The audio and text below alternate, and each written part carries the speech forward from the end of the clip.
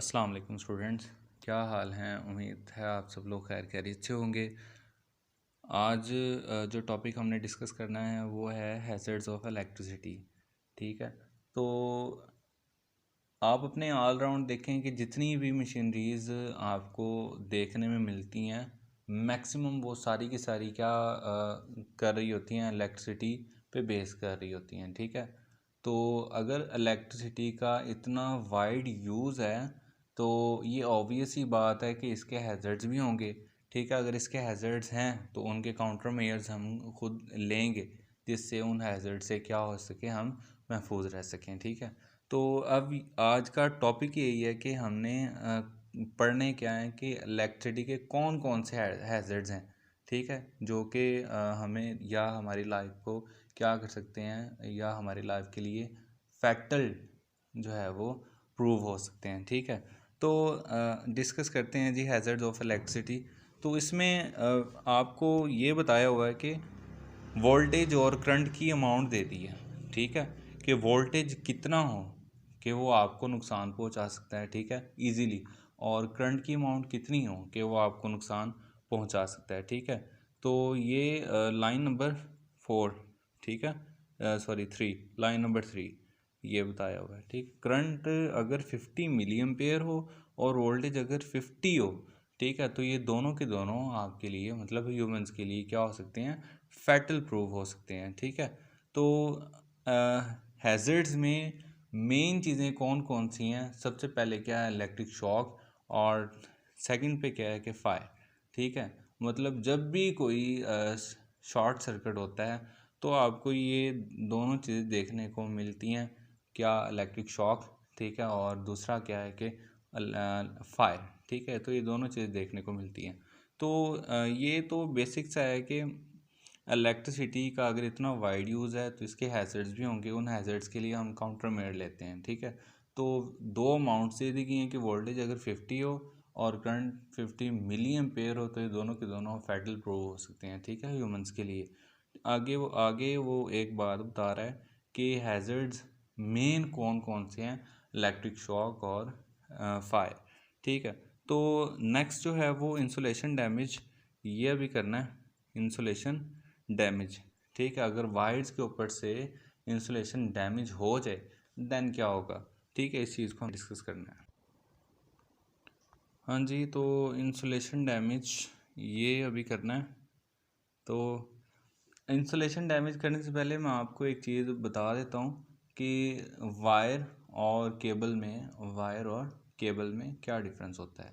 ठीक है, आपने अभी लास्ट लेक्चर में एक चीज़ पढ़ी थी कि लाइव वायर और न्यूट्रल वायर। ठीक है, तो उनमें से एक वायर जो है वो ब्लैक कलर की होती है और दूसरी वायर जो है वो रेड कलर की होती है। ठीक है, अब ये ब्लैक और रेड कलर की जो वायर हैं ये बेसिकली एक इंसुलेटिंग कवर के अंदर पैक्ड हैं। ये किस में पैक है, इंसुलेटिंग कवर के अंदर पैक है। अब आप इनके जो कवर हैं इनको हल्का सा क्या करेंगे, उतारेंगे, तो आपको इनके अंदर ब्राउन कलर की ब्रश टाइप वायर नज़र आएंगी। ठीक है, स्मॉल वायर नज़र आएंगी। ठीक है, ये जो आपको नज़र आती है ब्राउन कलर की वायर्स, बेसिकली ये असल में एक कंडक्टिंग मटेरियल है। अब ये कंडक्टिंग मटेरियल कोई भी हो सकता है। ठीक है, हम ज़्यादा क्या करते हैं, सिल्वर और कॉपर को डिस्कस करते हैं। ठीक है, तो कॉपर एक वेरी गुड कंडक्टर है, इसलिए वायर्स में ज़्यादा जो है वो कॉपर ही यूज़ होता है। ओके, तो ये जो कंडक्टिंग मटेरियल है जो कि ब्राउन कलर का होता है, ये असल में वायर होती है, और जो उसके ऊपर इंसुलेटिंग कवर होता है, इस इंसुलेटिंग कवर को हम क्या कहते हैं, कि केबल कहते हैं। अब देखें, आपने एक टर्म बेटा सुनी होगी कि शॉर्ट सर्किट। ठीक है, ये शॉर्ट सर्किट क्या होता है कि आप दो वायर्स को क्या करते हैं, अटैच करवाते हैं। ठीक है, जो कि क्या होती हैं, इंसुलेटिंग कवर में अगर वायर्स ना हो फिर आप उनको क्या करें, अटैच करवाएं। ठीक है, तो फिर क्या होगी, स्पार्किंग होगी। तो ये स्पार्किंग ही क्या होती है, शॉर्ट सर्किट होता है। ठीक है, अब हाउस में हम वायर्स लेके आते हैं तो सबसे पहले वो कहाँ पे आती हैं, बॉक्स में आती हैं। ठीक है, तो मेन बॉक्स जिसको कहते हैं, मेन बॉक्स में आती हैं। ठीक है। अब मेन बॉक्स में आने के बाद अब वो कौन कौन सी वायर्स होती हैं, लाइव वायर, न्यूट्रल वायर और अर्थ वायर। ठीक है। अब मेन बॉक्स में आने के बाद आप उन वायर्स को अप्रोच करवाना चाहते हैं किस में, रूम तक। ठीक है, आप उन वायर्स को रूम तक अप्रोच करवाना चाहते हैं। ठीक है। अब वो रूम तक अप्रोच कैसे होंगी, थ्रू वायरिंग। ठीक है। अब वायरिंग में तीनों के तीनों वायर्स क्या होंगी कि एक ही बॉक्स के अंदर या एक ही वायरिंग के अंदर तीनों की तीनों वायर्स जो है वो इकट्ठी पास की जाएंगी। ठीक है, कोलेक्टिवली पास की जाएंगी। लेकिन अब वो तीनों की तीनों अटैच हैं, लेकिन वहाँ पे क्या नहीं होती, स्पार्किंग नहीं होती। इसकी रीज़न क्या है, बिकॉज दे आर इंसुलेटिंग या दे हैव इंसुलेटिंग कवर। अब देखें वो सारी की सारी वायर्स क्या हैं कि एक वायरिंग के अंदर ही अटैच हैं, लेकिन उनके अंदर स्पार्किंग नहीं हो रही। क्यों नहीं हो रही, क्योंकि वो इंसुलेटेड हैं। ठीक है, जो उनके ऊपर कवरिंग है, इंसुलेटिंग कवरिंग है, और वो डैमेज नहीं हुई है। ठीक है, जब तक वो इंसुलेटिंग कवरिंग डैमेज नहीं होगी तो स्पार्किंग वहाँ पे नहीं होगी। ठीक है। अब क्या होता है कि करंट की जो अमाउंट है वो पावर स्टेशन से ही एक्सीड हो जाती है। ठीक है, फिक्स्ड अमाउंट जो कि आनी होती है, यानी वोल्टेजेस जो कि 22 वोल्ट्स हैं वो आने होते हैं। अगर वोल्ट्स की जो क्वांटिटी है वो 22 से एक्सीड कर जाए, 270 हो जाए या 300 हो जाए, ठीक है, तो वोल्टेज के बढ़ने से क्या होगा, करंट भी इंक्रीज हो जाएगा। क्यों, क्योंकि आपने ओहम्स लॉ में एक रिलेशन पढ़ा है, V is equal to I R. तो वोल्टेज के बढ़ने से क्या होगा, करंट भी इंक्रीज हो जाएगा। ठीक है, तो करंट जब इंक्रीज होगा तो करंट तो एक पॉइंट से दूसरे पॉइंट तक क्या करता है, फ्लो करता है। ठीक है, तो जब करंट इंक्रीज होगा तो क्या होगा, तो जब करंट इंक्रीज होगा तो आपको पता है कि करंट फ्लो कब करता है, जब फ्री इलेक्ट्रॉन्स क्या करते हैं, वाइब्रेट करते हैं। जब फ्री इलेक्ट्रॉन्स वाइब्रेट करेंगे अपनी पोजीशंस पे, तो वो एक पॉइंट से दूसरे पॉइंट पे अपनी एनर्जी को ट्रांसफ़र भी करेंगे। ठीक है, अगर वोल्टेज अपनी फिक्स्ड अमाउंट से क्या कर रहे हैं, एक्सीड कर रहे हैं, तो दैट्स मीन कि एनर्जी भी ज़्यादा प्रोड्यूस हो रही है। अगर एनर्जी ज़्यादा प्रोड्यूस हो रही है तो इट्स मीन क्या होगा, वहाँ पे हीट भी, एनर्जी की अमाउंट जो है वो कुछ अमाउंट वो हीट में भी कन्वर्ट हो जाएगी, और फ्रिक्शन वाली फोर्स के ज़रिए वो वेस्ट भी होना स्टार्ट हो जाएगा, कर देगी। ठीक है, वेस्ट होना भी स्टार्ट हो जाएगी। ठीक है, तो अब ये एक्सीडेड अमाउंट जो कि हीट और फ्रिक्शन की फॉर्म में वेस्ट हो रही है, ये क्या करेगी, आपकी इंसुलेटिंग कवरिंग को डैमेज कर देगी। तो जब इंसुलेटिंग कवरिंग डैमेज होगी किसी भी पॉइंट से, तो उस पॉइंट पे तो इंसुलेटिंग कवरिंग होगी नहीं, तो उस पॉइंट पे अगर दूसरी वायर आके अटैच होगी तो वहाँ पे स्पार्किंग होगी। ठीक है, तो अगर स्पार्किंग होगी तो दैट्स मीन वहाँ पे क्या हो जाएगा, शॉर्ट सर्किट हो जाएगा। ओके, तो शॉर्ट सर्किट ही बेसिकली क्या कैसे होता है कि इंसुलेशन के डैमेज होने की वजह से होता है। शॉर्ट सर्किट कैसे होता है, इंसुलेशन के डैमेज होने की वजह से होता है। ठीक है, अगर इन शॉर्ट आप कहें कि शॉर्ट सर्किट कैसे होता है, दो वायर्स के अटैच होने की वजह से होता है। ठीक है, अब यहाँ पे देखें, एक तो क्या है, लाइव वायर है, दूसरी क्या है, न्यूट्रल वायर है। ठीक है, अब ये दोनों वायर जिस पॉइंट पे एक दूसरे के साथ अटैच हो रही हैं, ठीक है, यानी इंसुलेटिंग कवरिंग वहाँ पे नहीं है, और दोनों वायर्स को अटैच करते हैं, तो क्या होता है, स्पार्किंग होती है। क्या होती है, स्पार्किंग। यहाँ पे स्पार्किंग को शो भी करवाया हुआ है।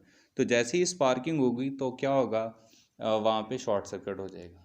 ठीक है, और इंसुलेशन डैमेज होगी तो शॉर्ट सर्किट होगा। शॉर्ट सर्किट होगा तो जो है वो इलेक्ट्रिक शॉक, मतलब अगर किसी पॉइंट पे शॉर्ट सर्किट हो रहा है, अगर कोई ह्यूमन उस पॉइंट को क्या कर ले, टच कर ले, तो ह्यूमन बॉडी क्या है, वेरी गुड कंडक्टर है, तो करंट जो है क्या होना शुरू हो जाएगा, ह्यूमंस में से पास होना शुरू हो जाएगा। ठीक है, तो ह्यूमन पैसेज बन जाएंगे किस में, जहाँ पे करंट जो है वो प्रोड्यूस हो रहा है। ठीक है, यानी स्पार्किंग हो रही है उस पॉइंट से लेके अर्थ तक, ह्यूमन जो है वो कांटेक्ट बन जाएगा, तो वो करंट जो है वो ह्यूमंस में से पास होके अर्थ में जाना स्टार्ट कर देगा। ठीक है, तो ये तो है बेसिकली कि इंसुलेशन डैमेज क्या होता है और इंसुलेशन डैमेज किससे होता है। अब नेक्स्ट हम पढ़ेंगे कि इंसुलेशन डैमेज जो है उससे बचा कैसे जा सकता है। अच्छा जी, नेक्स्ट ये पैराग्राफ है, ये पैराग्राफ तो सॉरी ये पैराग्राफ तो ये बेसिकली ये है कि हम जो इंसुलेशन डैमेज से बचा कैसे जा सकता है जिससे शॉर्ट सर्किट ना हो। ठीक है, तो आप जो है वो क्या करें कि वायर्स को टाइम बाय टाइम चेक करें कि वायर्स के ऊपर से इंसुलेटिंग कवरिंग जिसको केबल कहते हैं, ठीक है, वो कहीं पे डैमेज तो नहीं हो गई है, ठीक, या कोई वायर कहीं से नेकेड तो नहीं है, ठीक है, मतलब उसके ऊपर जो खौल है रेड कलर का या ब्लैक कलर का वो उतर तो नहीं गया है, ठीक है। अगर ये दोनों चीज़ें नहीं हैं तो आप उसको प्रॉपर क्या है कवर करें किससे, इंसुलेटिंग कवर से, या आप उसकी जगह पे क्या लगा लें, सॉल्यूशन टेप लगा लें। ओके, तो ये चीज़ें जो हैं वो क्या करेंगी, आप के सर्किट को बचाएंगी किससे, शॉर्ट सर्किट होने से। ओके, नेक्स्ट जो है वो डैम्प कंडीशन पढ़ना है, ठीक है। अच्छा जी, डैम्प कंडीशन क्या होती है ये अभी पढ़ना है। तो यहाँ पे एक आपको जनरल इन्फॉर्मेशन दी गई है कि ह्यूमन बॉडी जो है उसमें बल्कि ह्यूमन स्किन में जो रेजिस्टेंस होती है ना वो 1 लाख ओहम होती है, ठीक है, या इससे भी ज़्यादा। लेकिन ह्यूमन स्किन में जो रेजिस्टेंस होती है वो 1 लाख ओहम तक होती है, ठीक है, या इससे भी ज़्यादा, ठीक। तो आपको मैंने बार बार ये फार्मूला इसलिए बता रहा हूँ, इसी फार्मूले पे सारी चीज़ें बेस कर रही हैं, V is equal to I R, ठीक है। तो यहाँ पे देखें रेजिस्टेंस जो है वो और करंट इन दोनों का प्रोडक्ट वोल्टेज के इक्वल आना चाहिए, ठीक है। अब यहाँ से हम एक और रिलेशन बनाते हैं, R जो है वो करंट के क्या है, इन्वर्सली प्रोपोर्शनल है, ठीक है।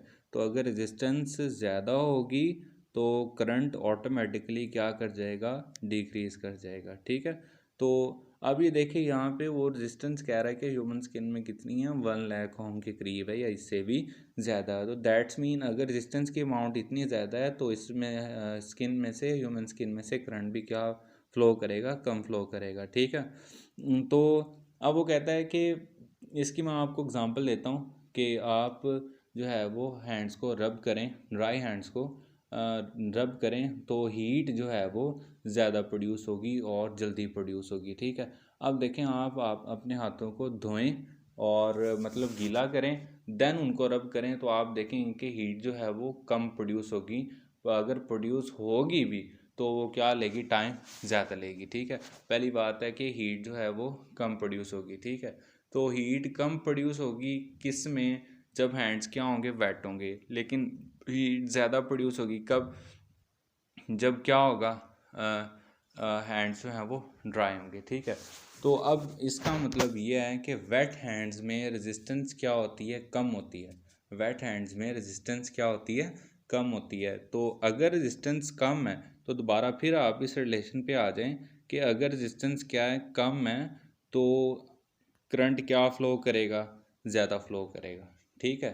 तो ये यहाँ पे इस पैराग्राफ में यही चीज़ डिस्कस की हुई है, ठीक है, कि ह्यूमन स्किन ड्राई हो तो उसमें रेजिस्टेंस जो है वो मोर देन 1 लाख और इक्वल टू 1 लाख हो सकती है। लेकिन अगर स्किन वेट हो तो उसमें रेजिस्टेंस क्या होती है, वेरी स्मॉल होती है, जिससे करंट जो है वो ज़्यादा फ्लो करता है। तो यहाँ पे समझने वाली बात ये है कि अगर आपके हाथ गीले हैं तो आप जो है वो वायर्स को टच ना करें, तो वहाँ पे मे भी शॉर्ट सर्किट हो रहा हो और आपको जो है वो अपनी जान से हाथ धोना पड़े, ठीक है। तो इस चीज़ का आप लोगों ने ख्याल रखना है।